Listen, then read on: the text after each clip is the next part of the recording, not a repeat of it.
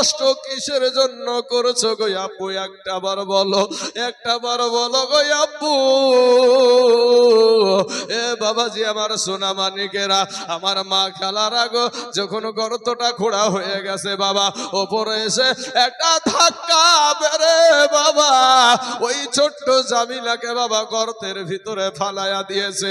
গর্তের ভিতরে যখন ফালায়া দিয়েছে গো, ওই ছোট্ট বিটি জামিলার জবান দিয়ার কথা বের হয় না রে বাবা।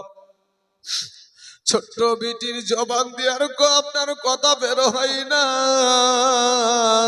বিটিটা একেবারে উন্মাদ হয়ে গেছে, চাতক পাখির মতো আব্বার দিকে তাকায় আছে। আরে আব্বা, এতক্ষণ ধরে তুমি আমার জন্য গর্ত খুঁড়ছো গো আব্বু। আব্বু গো, তুমি আমাকে কেন মারতে চাও?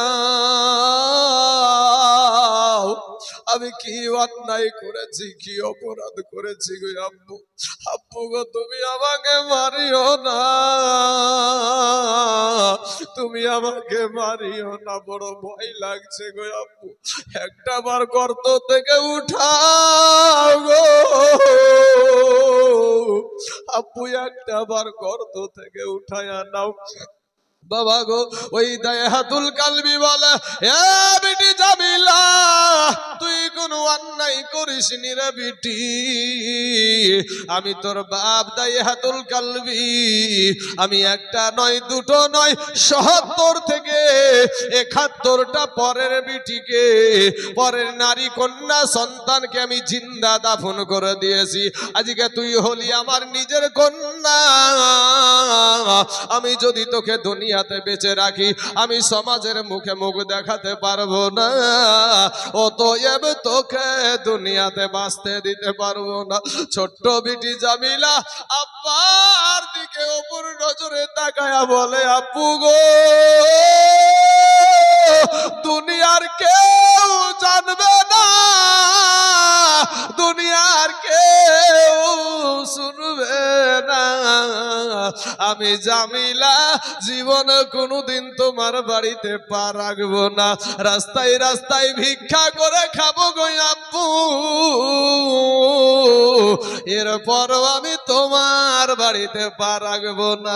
আব্বু গো, তুমি আমাকে মারিও না। আব্বু গো, আমার কোনো স্বাদ আমার মিটেনি। আব্বু গো, তুমি আমাকে মারিও না।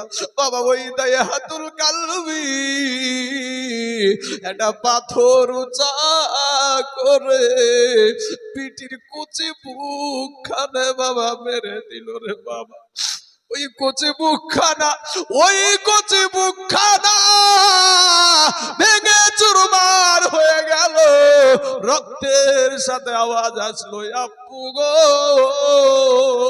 তুমি আমাকে মাইরো না। মা, মাগো, তোমার কোনো সম্মান ছিল না মা। আমার দয়ার নবীজি ওই গর্ত থেকে উঠাইয়া তোমাদের কাছে সম্মানের জায়গায় বসাইয়া দিয়েছে। আজকে তুমি সব জায়গায় তোমার গল্প, এই গল্প, এই গল্প আর গল্প, শুধু গল্প, পেটের কথা কত থাকে আল্লাহ ভালো জানে। আমার এতগুলা পুরুষ যুবক ভাইয়েরা বসে আছে, একটা কথার আওয়াজ নাই, চাতক পাখির মতো তারা ওয়াজটা শুনতেছে, আর তোমাদের পেটের কথা শেষ হয় না। মা, মা জননীরা শুনেন মা, এই দুনিয়াটা সবকিছু না মা। আজকে ভারতবর্ষের জমিনে মহিলাদেরকে একটু প্রাধান্য দিয়েছে। মহিলার তো বাবাজি একেবারে মাথার উপর দিয়ে লাফাচ্ছে গো। হ্যাঁ, ১,০০০ টাকা পাই মাস গেলে বাপ, তো এই ১,০০০ টাকা পাওয়ার পরে যখন স্বামীতে বলছে তোমার ওই টাকাটা নিয়ে এসো না, বলছে তুমি কি শুধু ওই টাকা দিয়ে কি তোমার নজর যায় নাকি? হ্যাঁ, এদিকে আপনার ওর স্বামীর যে হাজার হাজার টাকা ফুরিয়ে যাচ্ছে, সেটার দিকে আর নজর নাই। মা খালাগো, তোমাকে যদি টাকাটা নাও দেয়, তারপরও আমার আল্লাহর বিধান এমন একটা বিধান, আল্লাহ বলছেন হুন্না লিবাসুল্লাকুম ওয়া আনতুম লিবাসুল্লাহুন্না। স্ত্রী হলো স্বামীর পোশাক, আর স্বামী হলো স্ত্রীর পোশাক। বাবাজি আমার সোনামানিকেরা, আজ মা খালার আগো ওই 1000 টাকা যদি নাও পাও, তোমাকে তোমার স্বামী তার নিজের ঘাম ঝরিয়ে তার দেহকে পাষাণ তৈরি করে দিয়ে তোমার মুখে খাবার তুলে দিবে। কোনো স্বামী চাই না বাবাজি, যারা বদমাইশ তাদের কথা বাদ দেন, কিন্তু যারা ভালো স্বামী তারা চায় যে আমার বিবিকে একটা ভালো পোশাক পরিধান করাবো, আমার বিবিকে একটু ভালো খাবার খাওয়াবো, এটাই আমাদের মনের বাসনা। কথা বলেন ঠিক না বে ঠিক? ঠিক ঠিক। অথচ সেই স্বামীকে যদি স্বামীটা একটু ভালোভাবে ব্যবহার দেখাচ্ছে, তো বলছে স্বামী আমার কথায় উঠা বসা করে। এই যুবক ভাই শোনো, তুমি ভাবছো আমার মা খারাপ, আমার বাপ খারাপ, তোমার কানে যে সবসময় রুই পোকাতে কামড়াচ্ছে রে ভাই, এই কামড়াইতে কামড়াইতে কামড়াইতে তোমার তো একটা সময়তে রাগ হওয়াটাই স্বাভাবিক। কিন্তু ভাই তোকে আমি একটা এক্সাম্পল দিয়ে আমি যুবকদের বিষয়ে একটা ওয়াজ নিয়ে আসবো ভাই। তবে শোনা এ যুবক ভাইয়েরা শোনো, একটা এক্সাম্পল দিই ভাই। আমি যদি এখন আপনি যদি একটা আপেল কিনেন, একটা আপেল বা 2টা মিষ্টি, কয়টা মিষ্টি গো চাচা? 2টা মিষ্টি নিয়ে যদি যুবক ছেলেরা শোনো, 2টা মিষ্টি নিয়ে যদি তোমার শ্বশুর বাড়িতে যাও, তো এই 2টা মিষ্টি নিয়ে যাওয়ার সাথে সাথে তোমার সালাজ ভাজ পর্যন্ত নাকি বড় সমন্দির বউ, আরে এরা তো ফ্রি ব্যাপার নাকি, এর কি ঠাট্টার জন্য ফ্রি আছে তো নাকি? ইসলাম হারাম করেছে, এদের থেকে আরো দূরে ভয় করতে বলেছে এদেরকে।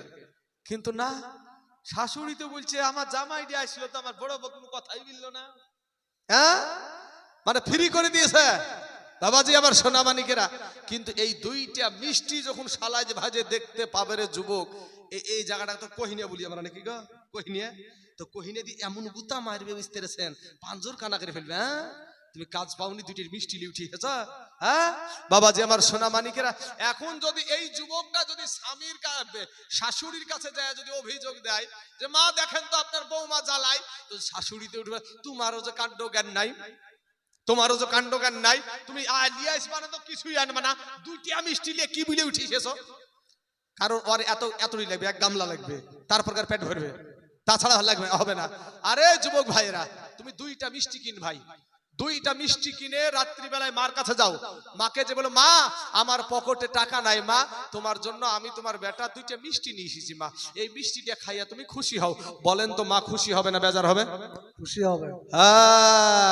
মায়ের দিলে ব্যথা কখনো দিও না, কখনো দিও না, মায়ের মুখের হাসি আল্লাহর আরশ খুশি। জোরে বলেন সুবহানাল্লাহ।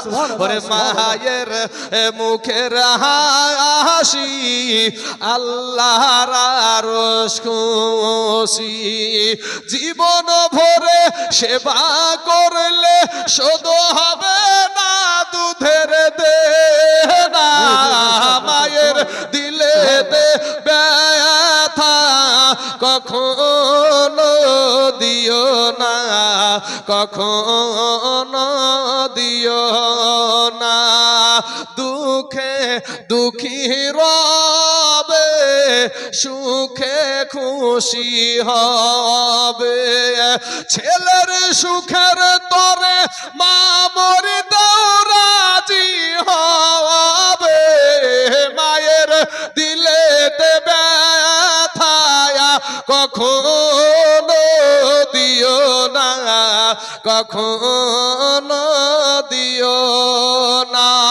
আল্লাহুম্মা সাল্লি আলা সাইয়্যিদিনা মাওলানা মুহাম্মদ ওয়ালা আলি সাইয়্যিদিনা মাওলানা মুহাম্মদ সাল্লাল্লাহু আলা মুহাম্মাদিন সাল্লাল্লাহু আলা मुहम्मद हरदम ज़बान से निकालो पाक नाम मोहम्मद हरदम ज़बान से निकालो शफियाना मोहम्मद सल्लल्लाहु अलैहि वसल्लम।